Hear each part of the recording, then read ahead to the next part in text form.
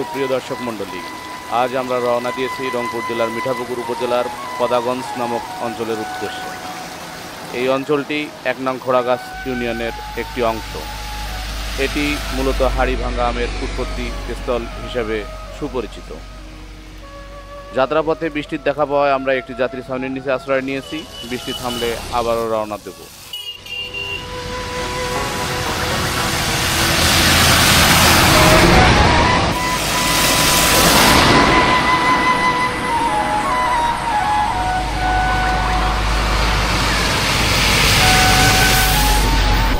বৃষ্টি থেমেছে, আমরাও রওনা দিলাম শান্ত স্নিগ্ধ পথ ধরে পদাগঞ্জের উদ্দেশ্যে।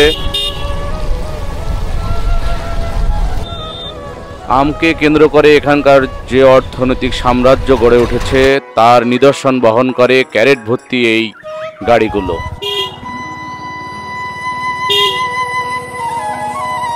এরপরেই আমরা আপনাদেরকে নিয়ে যাব আমের সাম্রাজ্যে, যেখানে আমের গাছ আর সবুজের সমারোহ একাকার হয়ে গেছে।